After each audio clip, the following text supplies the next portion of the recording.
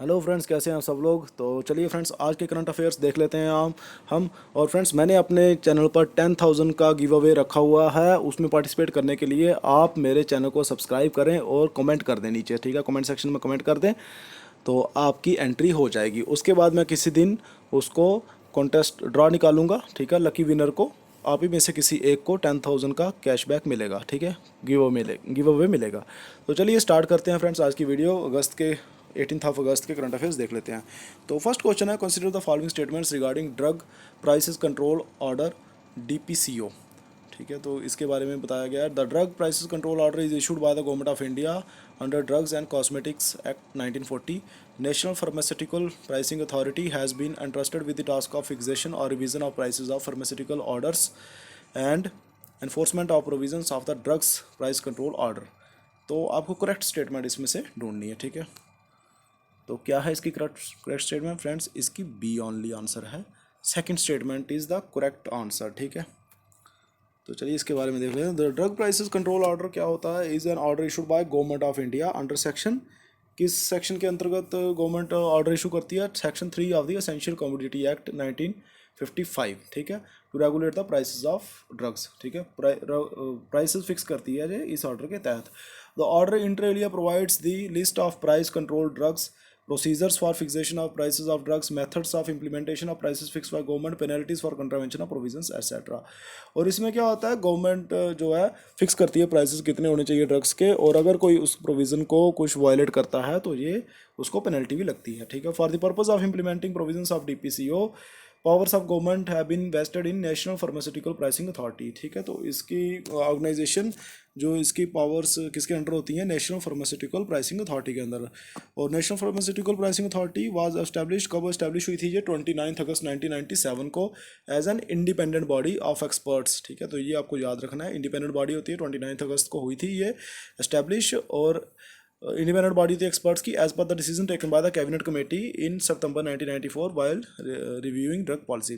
और इसके फंक्शंस क्या हैं? The authority inter alia has been entrusted with the task of fixation revision of prices of pharmaceutical products, ठीक है।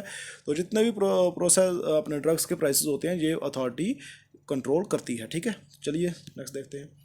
Consider the following statements regarding national health higher national agricultural higher education project. क्या है? National agricultural higher education project aims to develop resources, ठीक है, and mechanisms for supporting infrastructure, faculty and student advancement at agriculture universities. तो national agriculture higher education project aims has got financial assistance from World Bank. तो friends, इसका जो right answer है that is C part, ठीक है। दोनों ही option आपके सही हैं, ठीक है। तो क्या है? NAHEP has been formulated by Indian Council of Agriculture Research, ठीक है। Indian Council of Agriculture Research के द्वारा बनाई गई थी फॉर 5 ईयर्स, स्टार्टिंग फ्रॉम 2017-18 से स्टार्ट हुई थी ये 5 साल के लिए। The project is proposed as on 50-50 cost sharing basis between the World Bank and the government of India, ठीक है। इसकी कॉस्ट शेयरिंग जो है 50-50%, 50% गवर्नमेंट ऑफ इंडिया देती है और 50% फंडिंग कौन करता है? वर्ल्ड बैंक करता है। Implemented at the education division ICAR New Delhi, ठीक है। और है overall the project aims to develop resources and mechanisms for supporting infrastructure, faculty and students advancement and providing means for betterment governance and management of agriculture universities, ठीक है। तो student को infrastructure support करता है, ठीक है। और इसका इंफ्रास्ट्रक्चर कैसा होना चाहिए और इसके किस तरह से अच्छी तरीके से यूनिवर्सिटीज़ को मेंटेन किया जाएगा, तो ये सारा ये बताता है कौंसिल, ठीक है। और so that a holistic model can be developed to raise standards of current agriculture education system, और एजुकेशन सिस्टम के स्टैंडर्ड बढ़ाए जाएँ, ठीक है। उसके ऊपर ये काम करता है। डैट प्रोवाइड्स मोर जॉब्स, उससे ज़्यादा जॉब्स मिलेंगी, ठीक है, स्टूडेंट्स को। And on par with the global agriculture education standards, ठीक है। ग्लोबल लेवल पर एजुकेशन स्टैंडर्ड्स को मेंटेन होगा अगर हम इस तरह से चलेंगे तो। द प्रोजेक्ट विल बेनिफिट, और प्रोजेक्ट का क्या बेनिफिट है? एक तो एजुकेशन के ऊपर काम करता है, दूसरा benefit all the agriculture universities, ठीक है। और सब एजुकेशन यूनिवर्सिटीज़ को इसका बेनिफिट है। That is 63 state agriculture universities model on the US land grant university pattern, ठीक है। तो चलिए नेक्स्ट देखते हैं। The Restore L project sometimes in news. Restore L project क्या है? इज रिलेटेड टू, ये किससे रिलेटेड है? तो फ्रेंड्स, इसका जो राइट आंसर है थर्ड क्वेश्चन का, इट इज़ सी, ठीक है। In in orbit satellite servicing, in orbit satellite servicing क्या है, रेस्टोर एल प्रोजेक्ट क्या किससे रिलेटेड है, इन ऑर्बिंग सैटेलाइट सर्विसेज से। तो चलिए ये क्या है, OSAM-1 on shot on orbit servicing assembly and manufacturing one robotic spacecraft है, equipped with the tools, technologies and techniques needed to extend satellites lifespan even if they are not designed to be serviced on orbit। ठीक है, उनका life span बढ़ा देता है। During its mission the OSAM-1 servicer will rendezvous with grasp, refuel and relocate a government-owned satellite to extend its life, but OSAM-1 effect will not end there। the benefits, इसके बहुत सारे benefit हैं। इसकी capabilities क्या है, OSAM-1's capabilities can give satellite operators new ways to manage their fleets more efficiently. ठीक है, ये अपने फ्लीट्स को मोर एफिशिएंटली मैनेज कर सकते हैं and drive more value from their initial investment.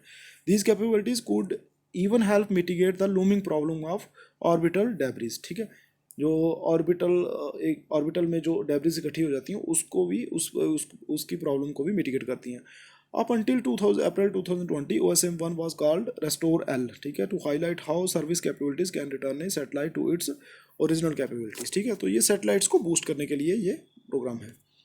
चलिए, world's first sanctuary for white tigers, world's first sanctuary for white tigers is located on which of the following states. तो white tiger कहाँ पाए जाते हैं, ठीक है, कहाँ इसकी फर्स्ट सेंचुरी है, it is in Madhya Pradesh. ठीक है, मध्य प्रदेश में इसकी सेंचुरी है जहाँ पर वाइट टाइगर्स पाए जाते हैं। तो चलिए, in India the white tigers are predominantly found in Rewa, Madhya Pradesh में पाए जाते हैं। In 2016 world first wild tiger safari was inaugurated in Satna district of Madhya Pradesh में। वर्ल्ड की फर्स्ट टाइगर सफारी इनॉग्रेट हुई थी। और according to the scientists white tigers क्या होते हैं, lack pheomelanin which is responsible for the red yellow hue in the skin coat. ठीक है, तो इसमें एक आपको पता है मेलानिन जो होता है, ठीक है, मेलानिन वो पार्ट होता है जो स्किन के कलर को डार्क करता है। ठीक है, जैसे अफ्रीकन लोग बहुत ही काले होते हैं, तो क्योंकि उनके स्किन में मेलानिन बहुत ज़्यादा हो, जहाँ पर ज़्यादा गर्मी होगी, सनलाइट ज़्यादा पड़ेगी, तो मेलानिन ऑटोमेटिकली ज़्यादा होगा। ठीक है, तो कहता है इनमें जो है फियोमेलानिन बहुत ही कम होता है, डेट्स वाई इनकी स्किन का कलर वाइट होता है। ठीक है, चलिए नेक्स्ट क्वेश्चन देखते हैं, fifth question, which of the following pairs are correctly matched. अब बताइए कौन कौन से पेयर करेक्टली मैच है। अम्ब्रेला मूवमेंट क्या थी, political movement during the Hong Kong democracy protests, yellow vest movement, protest movement for economic justice that began in China. और Fridays for Future movement क्या है, global student movement pushing for action on climate change. तो आपको right answer बताना है। तो friends, इसका जो राइट आंसर है it is B part 1 and 3। ठीक है, फर्स्ट और थर्ड स्टेटमेंट सही है, बाकी सेकंड वाली गलत है। ठीक है, तो अम्ब्रेला मूवमेंट पॉलिटिकल मूवमेंट थी, कहाँ पर, हांगकांग में जब डेमोक्रेसी प्रोटेस्ट हुए थे उसको अम्ब्रेला मूवमेंट बोला जाता है। ठीक है, और थर्ड पार्ट जो है ये भी सही है आपका। फ्राइडे फॉर फ्यूचर मूवमेंट क्या है, ग्लोबल स्टूडेंट मूवमेंट है, ग्लोबल लेवल स्टूडेंट की मूवमेंट है, pushing for action on climate change. ठीक है, कि क्लाइमेट चेंज जो हमारा ख़राब हो रहा है दिन ब दिन, ठीक है, क्लाइमेट चेंज हो रहा है, तो इसके ऊपर ये मूवमेंट थी। ठीक है, फ्राइडेज फॉर फ्यूचर मूवमेंट, ये आप याद रख लेंगे क्योंकि इससे क्वेश्चन आ सकता है।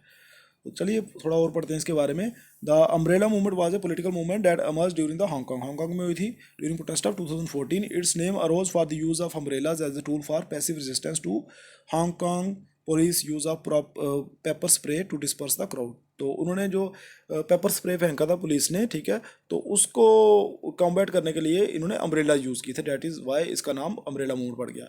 द येलो वेस्ट मूवमेंट क्या है, और yellow jackets movement is a popular grass root protest movement for economic justice that began in France in October 2018। ठीक है, फ्रांस में हुई थी ये, ठीक है, इकोनॉमिक जस्टिस के लिए, और 2018 में हुई थी। फ्राइडेज फॉर फ्यूचर मैंने आपको बताया कि ये क्या है, is a dynamic global student movement pushing for immediate action on climate change through active campaigning and advocacy. It was chosen as champion of the earth for inspiration and action because of its role in highlighting the devastating effects of climate change. ठीक है, climate change आपको पता है कि किस तरह से हमारा ग्लोबल वार्मिंग हो रही है, तो अगर इसको नहीं रोका गया तो बहुत ही इसके हार्मफुल इफेक्ट्स हो सकते हैं हमारे क्लाइमेट पे। The movement was inspired by Swedish teenager Greta Thunberg. ठीक है, तो चलिए आज के लिए फ्रेंड्स इतना ही। अगर आपको ज़्यादा क्वेश्चन चाहिए फ्रेंड्स करंट अफेयर्स के, तो आप मुझे कमेंट सेक्शन में कमेंट कर सकते हैं। तो चलिए friends, thank you very much मेरे चैनल को वॉच करने के लिए, मेरी वीडियोस को पूरा देखने के लिए और मुझे सपोर्ट करने के लिए। तो फ्रेंड्स प्लीज़ प्लीज़ प्लीज़ अपने दोस्तों के साथ वीडियो शेयर करें और वीडियो को लाइक ज़रूर कर दिए। तो चलिए friends, thank you very much friends, मिलते हैं हम अपनी नेक्स्ट वीडियो में।